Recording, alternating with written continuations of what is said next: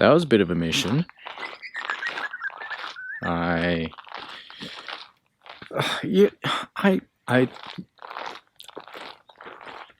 it's not that I lose track of time. It's that time to me only has, like, I only have 3 references of time. I have yesterday, and that includes my whole past. Everything is right there. Everything is like yesterday.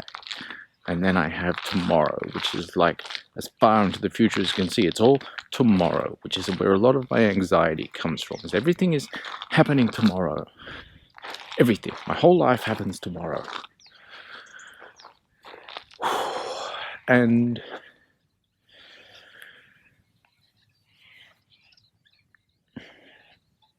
today is somehow comprised of those 2 things. And it's all yesterday and it's all tomorrow, and I'm trying to balance that and be present.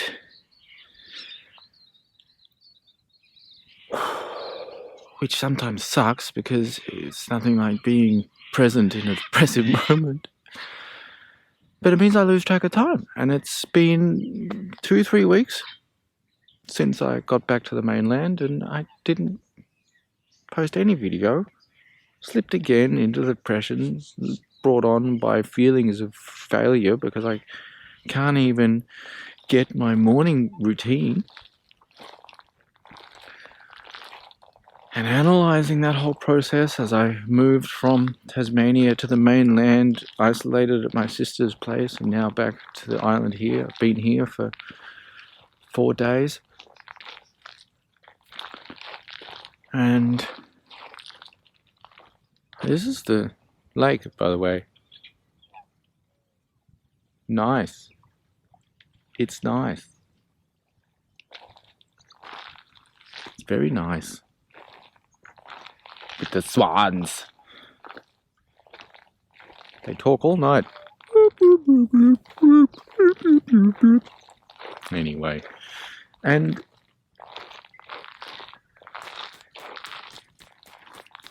failure. Routine. Routine is like a crucial part of like stability. Probably doesn't help that I'm walking with the sun, but I'll walk into the sun. Make it better for you. Routine is a crucial part of stability. And obviously you'll want to hold on to your routine, especially when you're moving. I can't even see the camera, it's so bright. Especially when you're moving into different situations and different living circumstances and traveling from one place to another, you know. Trying to keep your routine, a regular routine, is almost crucial. But because you're in a state of flux and changing your sleeping arrangements, sleeping in new spaces, dealing with new environments, once your sleeping starts getting out of rhythm and you're waking up in worse states and trying to stick to the routine that you have when you're in a stable place, I mean, you're just setting yourself up for failure. Why don't I realize that a long time ago? Only once I really get here, now I'm like, okay, now I'm going to be here, and I'm 20 years maybe, I'll be here. And I think like, you know, that's what I've been doing wrong the whole time. And I really should have had like a traveling routine. Just a real basic, real simple, that you just throw it out the window. Like you throw your routine right out the window and you go back to your minimal, basic routine. Because I would move location, try to hold on to my routine. That would draw a lot of focus and energy. Would slowly slip out of it through no fault of my own. Just, well, of course there's fault of my own, but you know, like circumstances and everything would eventually, I just couldn't maintain that routine, and then would slip into feelings of failure, and that would affect my mental state, and it would just snowball from there until you go through like 2 weeks of anxiety and depression. Oh, the anxiety, wow, that's been intense. Constant heart attack for 2 weeks. But again, that's living without medication. You have to accept the fact that you're gonna get waves of anxiety. And I was saying to someone yesterday that, I don't know if it's that I can handle the physical effects of anxiety, because I've spent quite a bit of time under the effects of amphetamine, where your heart is just like pop, pop, pop, pop, pop, pop, pop, pop, pop, pop. You're just standing there doing nothing. So, a heart attack's probably somewhere on my horizon. Not a bad way to go. What was I saying? Anyway, I got back to the island, and I've been planning to get back here in a permanent sense since 2018, really. 2017 I started playing with the idea, but 2018 I was really like, okay, I'm gonna do it. And now that I'm here, all these ideas and plans and things that I've been thinking about, and it's all been hypothetical, and is now technically possible. And I am so overwhelmed. I am so overwhelmed with the possibilities and the anxieties.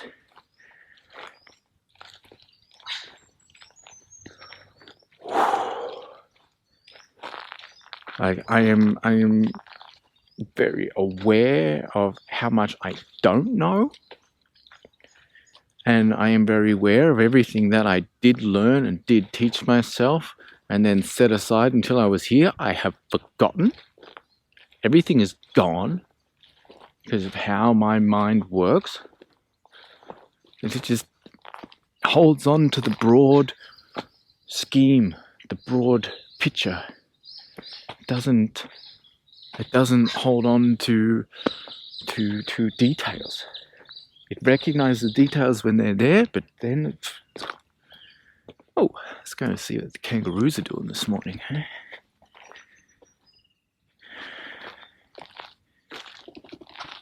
Alright, calm down. Native pigeon.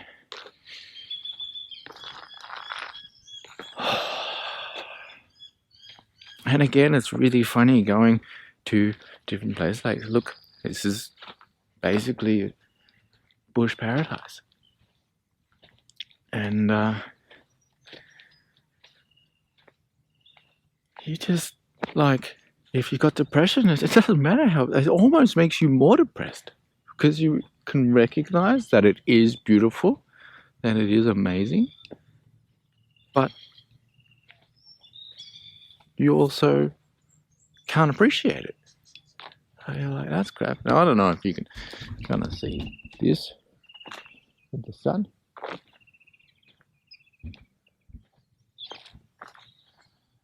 There's a guy lounging down. A few joeys, can't get too close. They won't let me get close anyway. Look, they're all looking at us now.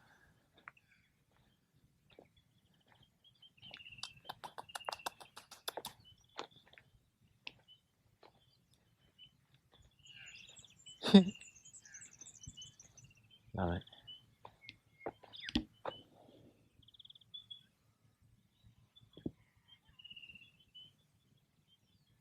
Bouncy, bouncy, bouncy, bounce. Yeah, why not Just stay there. Good enough there. Anyway.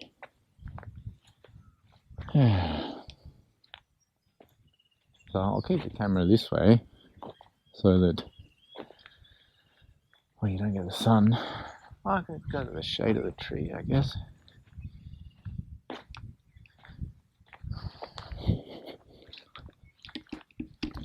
Yeah, that should work. So,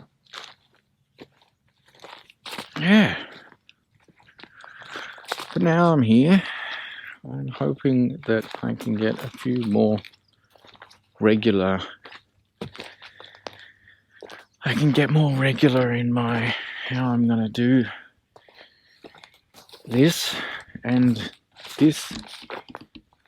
What I'm gonna do. Financial situation has gone from manageable to COVID-19 is still a thing, but you wouldn't know it here. I mean, people just crazy. You go into town here, no one's wearing a mask, no one's wearing gloves, no one's really adhering to social distancing.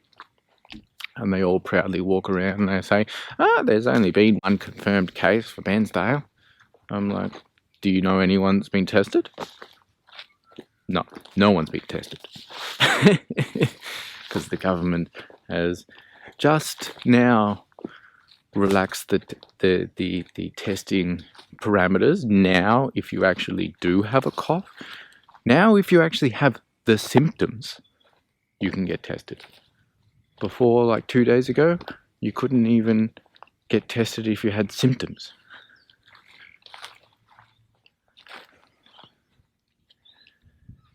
Well, I'm not wearing the right pants to go through here. I get very wet.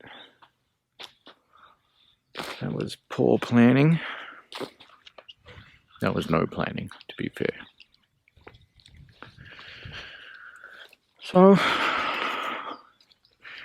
there'll probably be a little bit more content like this, walking and talking.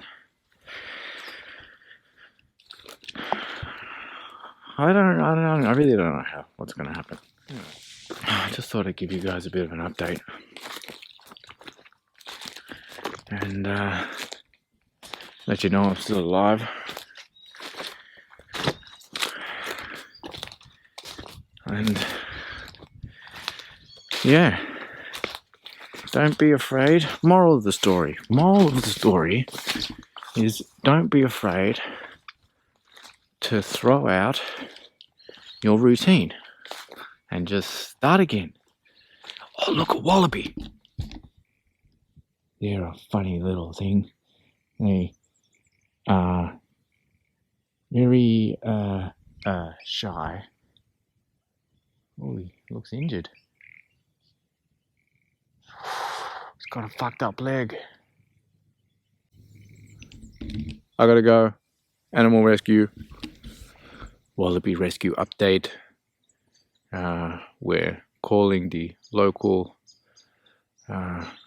koala / kangaroo rescue place because everything's changed here since the bushfires and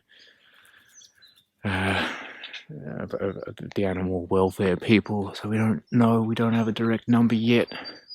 So I'm just keeping my distance.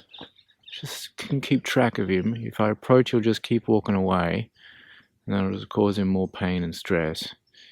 And these guys, like if he's had his leg broken from a car accident, then quite often they can die from a heart attack later from the stress. But he looks a bit skinny, so he's probably had the injury for a while, moving very slowly. He's definitely looking at me like, don't eat me.